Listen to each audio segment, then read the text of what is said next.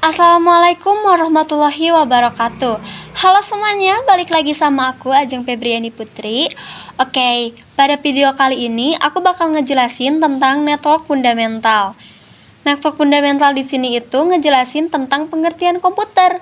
Nah, jadi pengertian komputer itu apa sih? Oke, pengertian komputer menurut istilah atau secara singkatnya itu adalah kumpulan dua atau lebih perangkat terhubung untuk berbagi data dan sumber daya menggunakan media kabel atau nirkabel, yaitu tanpa kabel. Nah, kalau kalian lihat secara foto yang aku lampirin di sini, ini ada PC 1 dan di sini ada PC 2. Mereka sudah saling terhubung. Nah, gimana caranya kita membuat PC 1 dan PC 2 bisa saling terhubung? Caranya tuh gimana? Ada dua cara yang bisa kita pakai. Yang pertama, menggunakan koneksi wired atau menggunakan kabel. Nah, kabel itu sendiri yang kita gunakan adalah kabel LAN, yaitu Local Area Network. Local Area Network adalah jaringan yang luasnya mencakup kecil ya, sangat kecil, bahkan terbatas. Nah, perlu kalian diingat juga, jenis wired itu ada kabel LAN, yaitu kabel yang digunakan untuk menghubungkan perangkat dalam suatu jaringan lokal. Yang kedua ada RJ45, yaitu konektor atau kepala kabel yang dipasang di ujung kabel LAN agar bisa dicolokkan ke perangkat seperti komputer, switch, atau router. Nah, itu adalah jenis yang menggunakan kabel atau wired. Yang kedua, kita bisa pakai dengan cara koneksi wireless atau tanpa kabel. Nah, wireless ini menggunakan gelombang radio atau sinyal. Contohnya seperti WiFi rumah. HP dan laptop terhubung ke router WiFi tanpa kabel, bisa mengakses internet dari berbagai ruangan. Contoh kedua, hotspot sekolah atau kantor. Akses point dipasang di ruangan, sehingga siswa atau pegawai bisa login menggunakan username dan password. Nah, jadi kalau kita mau membuat komputer 1 dan komputer 2 bisa saling terhubung satu sama lain, caranya bisa menggunakan wired atau menggunakan kabel dan atau menggunakan wireless, yaitu tanpa kabel. Begitu. Selanjutnya ada tujuan dan ada juga manfaatnya. Tujuan dan manfaatnya yaitu berbagi data, berbagi perangkat keras, komunikasi lebih cepat, dan efisiensi biaya. Itu adalah tujuan dan manfaat komputer jaringan. Selanjutnya ada jenis-jenis jaringan berdasarkan jangkauan dan jenis-jenis topologi jaringan. Jaringan berdasarkan jangkauan adalah yaitu yang tadi Local Area Network, ada MAN, Metropolitan Area Network, dan ada WAN, Wide Area Network. LAN atau Local Area Network adalah jaringan yang jaringannya itu luasnya itu mencakup kecil sekali ya, seperti sekolah atau perkantoran. Nah, itu pun juga bisa terbatas. Sedangkan MAN itu metropolitan. Jangkauan jaringannya bisa mencakup satu kota. Sedangkan WAN, Wide Area Network, jaringannya luasnya bisa mencakup satu negeri, antar negeri, bahkan antar benua. Contohnya kayak internet. Oke, ada jenis-jenis topologi jaringan. Ada bus, star, mesh, ring, dan tree. Nah, ini akan kita pelajari nanti. Sekarang, kalau kita ingin membuat sebuah jaringan sederhana secara fisiknya, secara real device, itu yang perlu kita siapkan itu, yang pertama ada kabel konsol, yang kedua ada switch atau router, yang ini, dan yang ketiga ada komputer atau laptop. Nah, tergantung kabel konsolnya itu, jika kita menggunakan komputer, berarti kita harus menggunakan kabel konsol yang ada RJ45-nya. Seperti ini, RJ45. Agar bisa dicolokkan ke port RJ45. Seperti itu. Nah, jika di laptop tidak ada RJ45, tidak ada port RJ45, makanya kita butuh kabel konsol yang ada USB-nya seperti ini. Nah, seperti ini. Agar bisa dicolokkan ke laptop. Seperti itu. Seperti itu ya. Jadi kesimpulannya kita bisa membuat jaringan komputer, membuat komputer satu dengan komputer satunya lagi saling terhubung. Caranya ada dua, menggunakan kabel atau wired atau tidak menggunakan kabel, yaitu wireless. Nah sekarang aku mau ngasih tahu cara membuat simulasi di sebuah aplikasi yang namanya Cisco Packet Tracer. Nah, Cisco ini adalah aplikasi untuk membuat simulasi berbagai jaringan. Aku akan membuat jaringan simulasi sederhana. Tapi sebelum itu, aku bakalan ke instalasi dulu. Aku bakal ngasih tahu kalian gimana caranya menginstal Cisco Packet Tracer. Nah, langsung aja ya.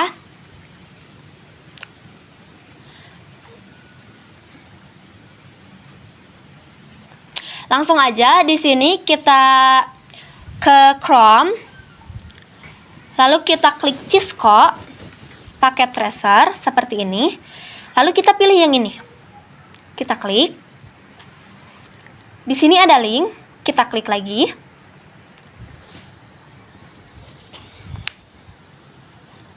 Nah, jika tampilannya sudah seperti ini, di sini ada search. Kita cari Cisco Packet Tracer. Nah, yang ini kita klik lagi. Kalau tampilannya sudah seperti ini, kita scroll ke bawah. Kita pilih yang ini, yang Getting Started with Cisco Packet Tracer. Kita klik. Nah, kalau sudah seperti ini, kita klik yang ini. Nah, di sini teman-teman harus membuat akun dulu. Kalau misalkan teman-teman udah punya akun, teman-teman tinggal masukin emailnya aja sama kata sandinya, habis itu login. Nah, tapi kalau misalkan belum, sini aku kasih tahu. Di sini yang don't have an account, kalian sign up. Ini membuat akun. Nah, di sini ada select country. Kita pilih yang Indonesia.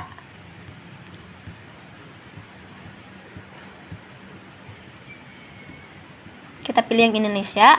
Lalu stage-nya kita pilih yang Jawa Barat karena aku di Jawa Barat. Jadi ini sesuai kalau kalian tinggalnya di mana. Kalian tinggal di Jawa Barat, kalian stage-nya Jawa Barat, Jawa Timur, seperti itu. Nah, lalu ini ada tahun lahir. Kalian isi tahun lahir kalian tahun berapa. Lalu ini ada bulan lahir. Bulan lahir kalian bulan apa. Nah, ini diisi aja. Kalau udah tinggal continue. Begitu. Nah, berhubung di sini aku udah punya akunnya, jadi aku tinggal login aja. Aku tinggal login aja. Aku login menggunakan Google.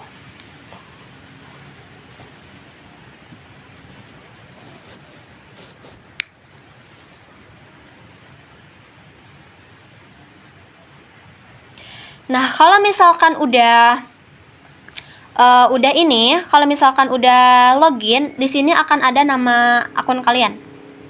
Ya, nama akun kalian. Langsung kita klik lagi yang tadi. Nah, di sini ini itu sebenarnya cara kalian menginstal Cisco Packet Tracer-nya. Tapi ini menggunakan bahasa Inggris. Kalau misalkan kalian tidak mengerti, kalian langsung saja klik yang ini, yang download Cisco Packet Tracer yang 1.0.3. Kalian klik. Lalu di sini ada link, kalian klik lagi linknya.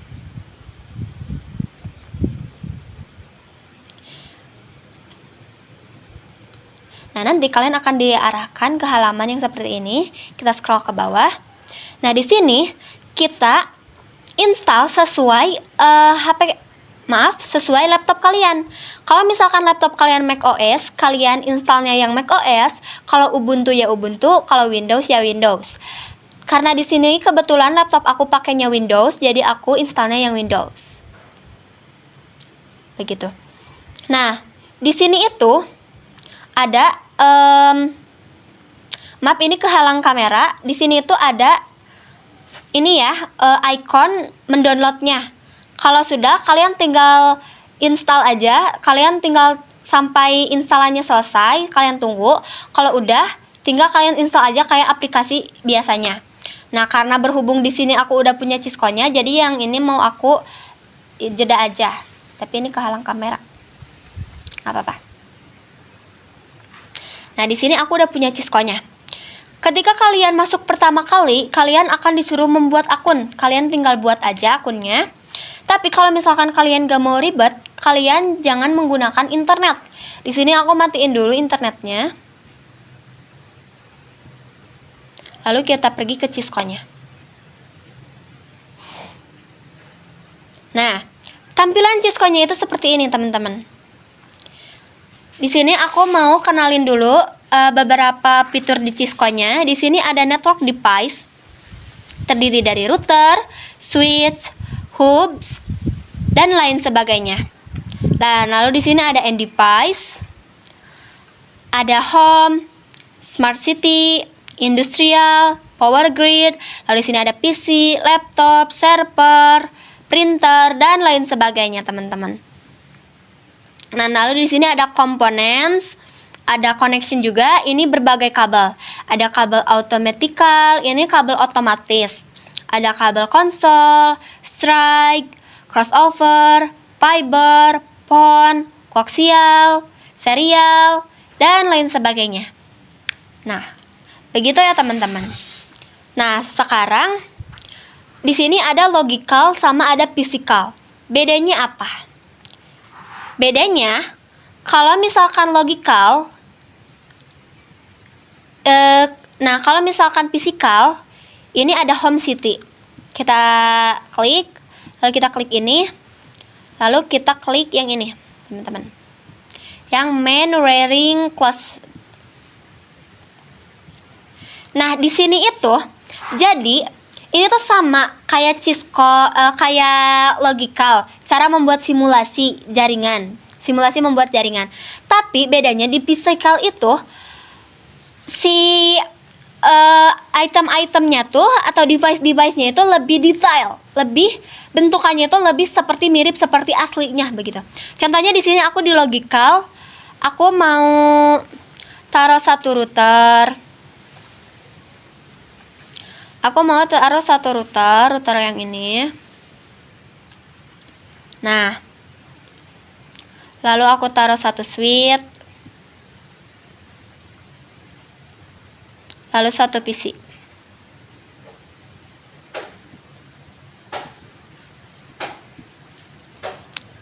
Lalu laptop. Nah, ini kita sambungkan dulu. Ini aku pakai kabel automatic. Nah, untuk yang laptopnya aku pakai kabel konsol. Seperti ini. Kita lihat nah kalau di logical bentukannya tuh kan yang seperti ini ya, laptop seperti ini, router bulat. Kalau di physical kita lihat router itu tidak bulat. Router itu bentukannya ya seperti ini, persegi panjang, persegi panjang. Ya, bentukannya tuh persegi panjang dan lebih detail. Port-portnya lebih detail, lebih kelihatan seperti itu ya teman-teman ya. Nah, ini juga nih server. Nah, servernya lebih kelihatan tuh. Dan ini juga laptopnya lebih kelihatan. Servernya tuh seperti ini. Maaf, ini PC ya teman-teman, aku salah ngomong.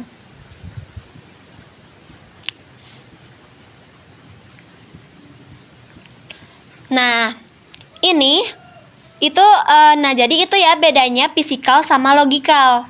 Seperti itu teman-teman. Nah, sekarang gimana caranya? Nah, sekarang gimana caranya simulasi membuat jaringan sederhana? Di sini aku coba pakai ini cara membuat jaringan sederhana. Beda lagi sama yang ini ya, teman-teman. Jadi kita buatnya di sini. Ini aku kasih PC. Lalu aku kasih switch.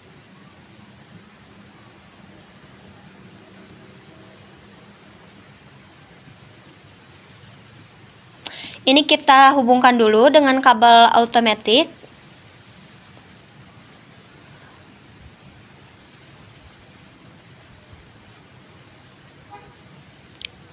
Nah, seperti ini teman-teman.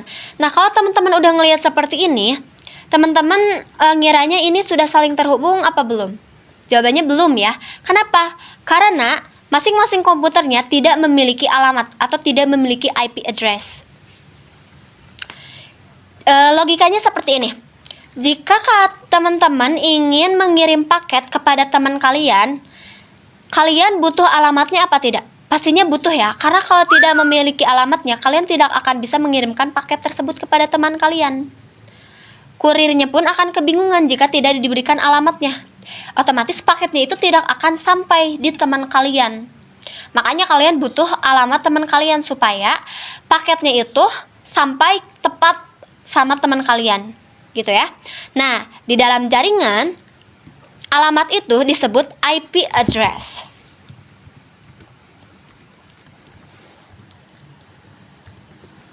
IP address. IP address ini adalah sebuah alamat dalam jaringan untuk komputernya. Ya, jadi setiap komputer itu harus memiliki IP address-nya atau alamatnya masing-masing. Contohnya di sini, untuk komputer 1, alamatnya 192.168.1.1. Untuk komputer 2, aku kasih 192.168.1.2. Kenapa yang ini 1.1, yang ini 1.2?